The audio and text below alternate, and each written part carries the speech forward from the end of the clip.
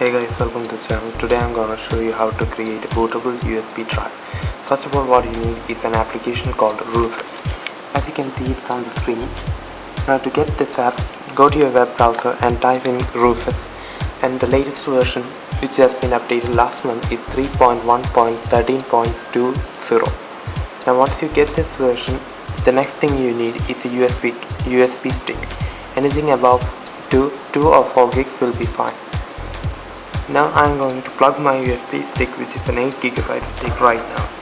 You can see it on the screen when the rufus application will detect it. There we go, it has been detected. And to create a bootable stick, you need a disk image or an ISO image.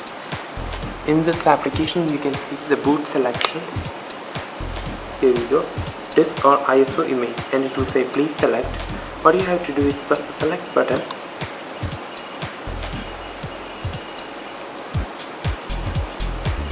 and it will take you to the folders. Now you can select a disk image. I have, let's say, Linux Mint.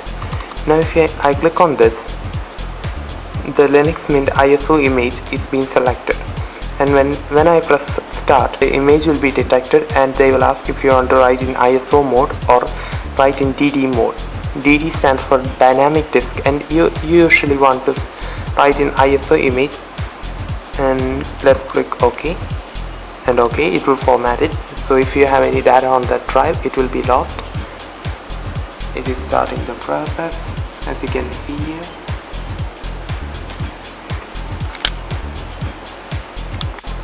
There we go. Once it has been completed, it will show ready, and then what you have to do is close it.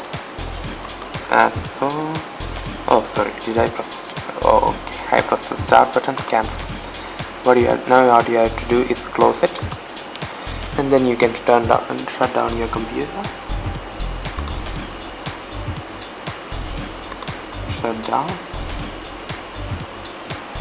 Okay, now the system has been turned down. Now let's restart the system. There we go. The system is running. Now what you have to do, if you have advanced BIOS or the UEFI BIOS, it will detect the USB drive automatically and tries to boot into that. Okay, here we go.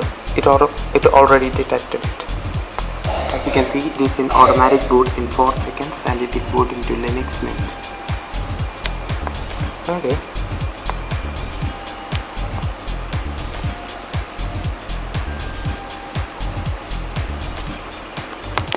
It's trying to boot.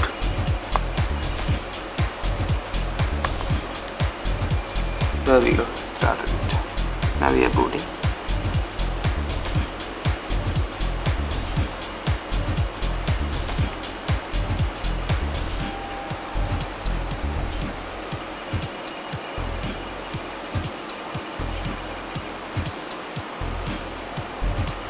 There we go, we are in its Mint, okay, Linux Mint operating system.